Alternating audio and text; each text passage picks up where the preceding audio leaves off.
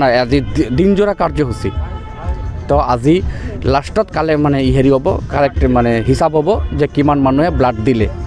তো আমি ৰাতি 12টালৈকে কাৰ্যসূচী ৰাখিছোঁ আৰু বিভিন্ন প্ৰান্তৰ পৰা মানুহ আহি আছে ব্লাড দিবৰ কাৰণে।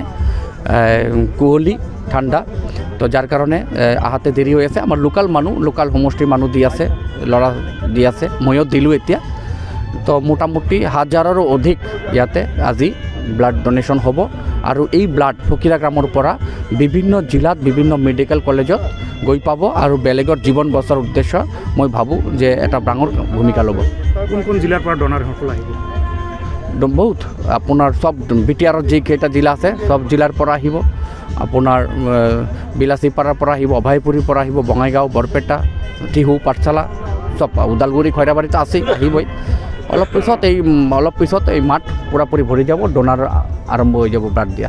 আজি যিহেতু ডক্টৰ হিমন্ত বিশ্ব শৰ্মাৰ জন্মদিন, ৰাইজলৈ কিবা মেছেজ দিব লাগিব? ৰাইজলৈ মেছেজ নিদিওঁ, মই মাননীয় মুখ্যমন্ত্ৰী ডাঙৰীয়াক মেছেজ দিম। মাননীয় মুখ্যমন্ত্ৰী ডাঙৰীয়াৰ জন্মদিন, মই ভগৱানৰ ওচৰত প্ৰাৰ্থনা কৰিম যে মুখ্যমন্ত্ৰী আৰু এক্টিভ হওক। তেওঁ আমাৰ অসমৰ নক্ষত্ৰ, বিজেপিৰ নক্ষত্ৰ, ৰাইজৰ প্লেনেটৰ নক্ষত্ৰ। তেওঁ যিমান সুস্বাস্থ্য মানে যিমান তেওঁ এক্টিভ থাকিব, যিমান হেল্ডি থাকিব, ইমান অসমৰ কাৰণে মংগল, দেশৰ কাৰণে মংগল। কাৰণ তেওঁ দুখীয়া দৰিদ্ৰ ৰাইজৰ হকে বহুত কাম কৰিছে। তেওঁ মুখ্যমন্ত্ৰী হোৱাৰ পিছত বহুকেইটা মেডিকেল কলেজ হৈছে। মই যেতিয়া পলিটিক্সত অহাই নাই বা সৰু আছিলোঁ তেতিয়া কোকৰাঝাৰত মেডিকেল কলেজ নাছিলে, বৰপেটা মেডিকেল কলেজ নাছিলে, ধুবুৰী মেডিকেল কলেজ নাছিলে। তো আজিৰ দিনত 20টাৰ অধিক মেডিকেল কলেজ অসমত পাবলৈ সক্ষম হৈছে। তো তেখেতে অসমৰ ৰাইজৰ হকে যিমান কাম কৰিছে, তো মই ভাবোঁ প্ৰত্যেক ৰাইজ তেওঁৰ প্ৰতি কৃতজ্ঞ। আৰু আজি জন্মদিনৰ দিনা যি ব্লাড ডনেশ্যন কেম্প, প্ৰত্যেক যুৱক যুৱতীসকল নিজা ৰক্ত দি পেলাই দুখীয়া মানুহৰ জীৱন বচাৰ উদ্দেশ্যে এক উপহাৰ দিব বুলি মই আশা ৰাখোঁ। নাই, আজি দিনজোৰা কাৰ্যসূচী তো আজি লাষ্টত কালে হেৰি হ'ব কাৰেক্ট হিচাপ হ'ব যে কিমান মানুহে ব্লাড দিলে। তো আমি ৰাতি 12টালৈকে কাৰ্যসূচী ৰাখিছোঁ আৰু বিভিন্ন প্ৰান্তৰ পৰা মানুহ আহি আছে ব্লাড দিবৰ কাৰণে। কুঁৱলী ঠাণ্ডা তো যাৰ কাৰণে আহাতে দেৰি হৈ আছে। আমাৰ লোকেল সমষ্টিৰ মানুহ দি আছে, ল'ৰা দি আছে, ময়ো দিলোঁ এতিয়া। তো মোটামুটি 1000-ৰো অধিক ইয়াতে আজি ব্লাড ডনেশ্যন হ'ব আৰু এই ব্লাড ফকিৰা গ্ৰামৰ পৰা বিভিন্ন জিলাত বিভিন্ন মেডিকেল কলেজত গৈ পাব আৰু বেলেগৰ জীৱন বচাৰ উদ্দেশ্য মই ভাবোঁ যে এটা ডাঙৰ ভূমিকা ল'ব। কোন জিলাৰ পৰা ডনাৰসকল আহিব?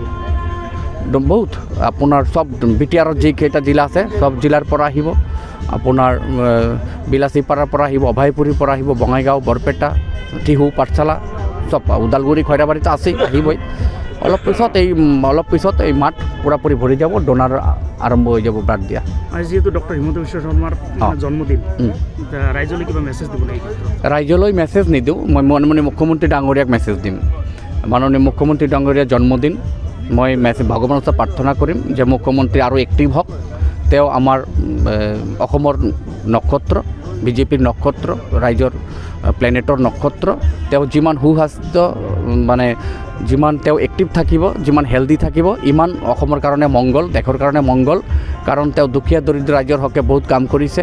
তেওঁ মুখ্যমন্ত্ৰী হোৱাৰ পিছত বহুকেইটা মেডিকেল কলেজ হৈছে। মই যেতিয়া পলিটিক্সত অহাই নাই বা সৰু আছিলোঁ তেতিয়া কোকৰাঝাৰত মেডিকেল কলেজ নাছিলে, বৰপেটা মেডিকেল কলেজ নাছিলে, ধুবুৰী মেডিকেল কলেজ নাছিলে। তো আজিৰ দিনত 20টাৰ অধিক মেডিকেল কলেজ অসমত পাবলৈ সক্ষম হৈছে। তো তেখেতে অসমৰ ৰাইজৰ হকে যিমান কাম কৰিছে, তো মই ভাবোঁ প্ৰত্যেক ৰাইজ তেওঁৰ প্ৰতি কৃতজ্ঞ। আৰু আজি জন্মদিনৰ দিনা যি ব্লাড ডনেশ্যন কেম্প, প্ৰত্যেক যুৱক যুৱতীসকল নিজা ৰক্ত দি পেলাই দুখীয়া মানুহৰ জীৱন বচাৰ উদ্দেশ্যে এক উপহাৰ দিব বুলি মই আশা ৰাখোঁ। যিকোনো খবৰৰ বাবে যোগাযোগ কৰক 7099017330 লগতে 7099017110 নম্বৰত।